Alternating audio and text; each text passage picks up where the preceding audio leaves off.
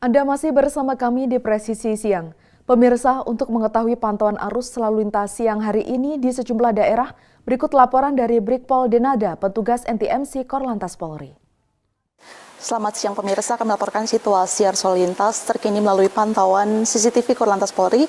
Dan untuk yang pertama kita akan memantau CCTV dari flyover Cawang, kilometer 0.200, Jakarta Timur.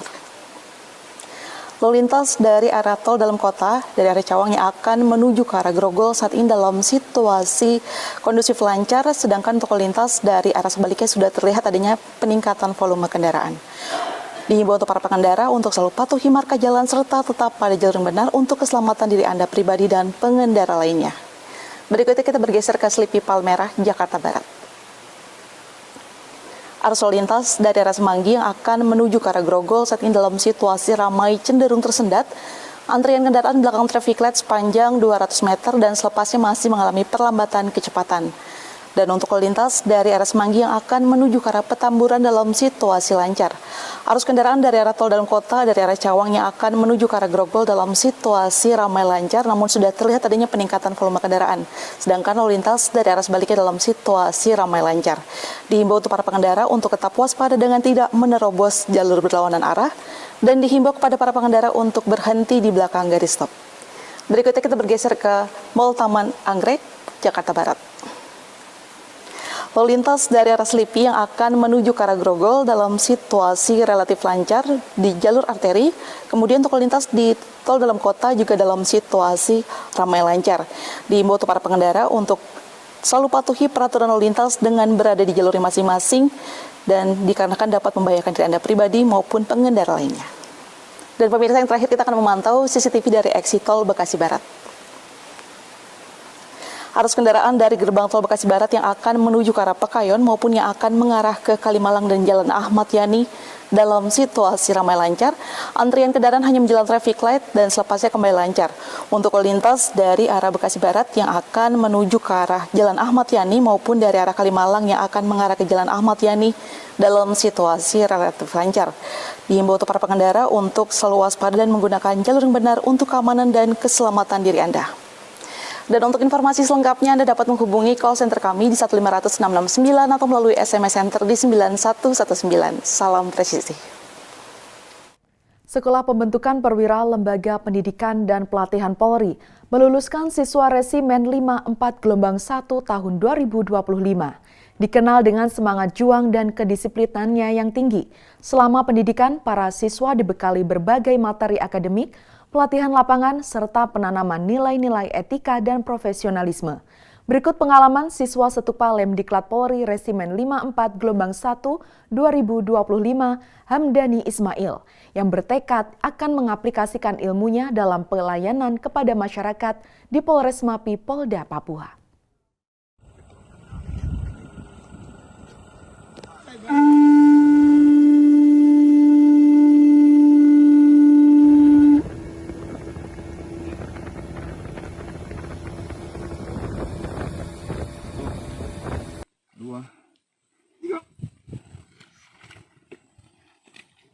Menjadi kebanggaan tersendiri buat anak, istri, keluarga besar, bahkan tempat saya mengabdi, yaitu di Polres Mapi, Polda Papua.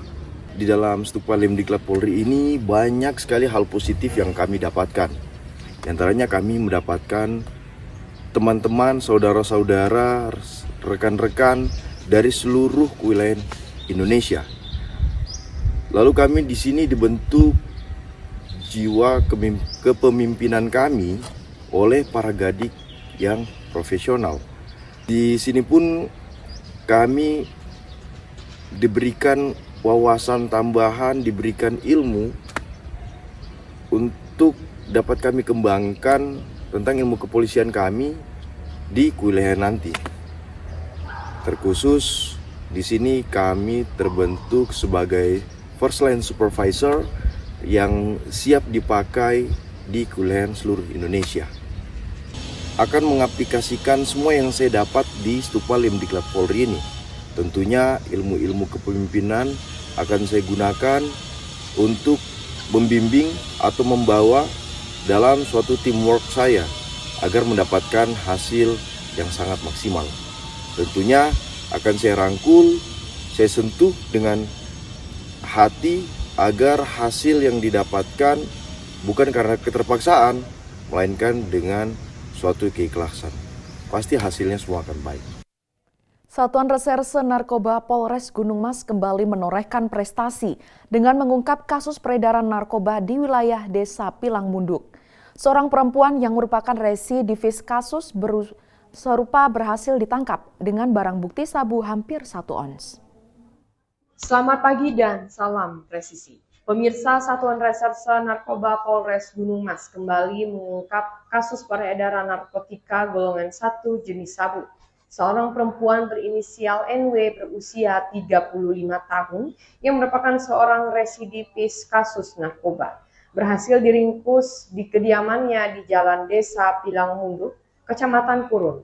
Petugas berhasil mengamankan barang bukti narkotika jenis sabu dengan berat kotor mencapai 99,88 gram. Dan berikut informasi selengkapnya untuk Anda. Seorang perempuan berinisial NW 35 tahun berhasil diringkus Sat Narkoba Polres Gunung Mas di rumahnya di Desa Pilung Munduk, Kecamatan Kurun. Dalam penggerebekan yang disaksikan oleh Ketua RT dan Mantir adat setempat, petugas mengamankan sabu dengan berat kotor 99,88 gram yang dibuang oleh tersangka dari dalam rumah. Sabu itu rencananya akan dijual di Desa Pilang Munduk dengan total nilai mencapai 120 juta rupiah. Untuk kronologis pengungkapan itu berdasarkan laporan informasi dari masyarakat kita terima, kemudian kita melakukan penyelidikan, kemudian juga dari hasil penyelidikan kita lakukan penggerebekan. Dari hasil pemeriksaan DSK NW bahwa yang bersangkutan mendapatkan sabu dengan saudara inisial M yang masih dalam penjara dalam penyidik narkoba yang berasal dari Palangkaraya. Kemudian juga dari hasil tes urin untuk hasilnya positif menggunakan sabu. Kemudian juga TSK NW ini merupakan residivis narkoba, tidak pidana narkoba, di mana yang bersangkutan divonis 7 tahun dan baru keluar dari lapas bulan Januari 2025. Ya. Kemudian untuk pasal yang disangkakan yaitu pasal 114 ayat 2 junto pasal 112 ayat 2 Undang-Undang Nomor 35 Tahun 2009 tentang narkotika dengan penjara minimal 6 tahun, kemudian maksimal 20 tahun, dan denda minimal 1 miliar, maksimal 10 miliar. Atas perbuatannya, tersangka dijerat dengan pasal 114 ayat 2 JO pasal 112 ayat 2 Undang-Undang Nomor 35 Tahun 2009 tentang narkotika dengan ancaman hukuman hingga 20 tahun penjara dan denda maksimal 10 miliar rupiah. Kapolres Gunung Mas AKBP Heru Eko Wibowo mengapresiasi peran serta masyarakat yang telah memberikan informasi. Penyidik berkomitmen untuk terus mengembangkan kasus ini dan memburu tersangka lainnya. Dari Humas Polda Kalimantan Tengah melaporkan untuk Polri TV. Presisi Siang akan segera kembali, tetaplah bersama kami.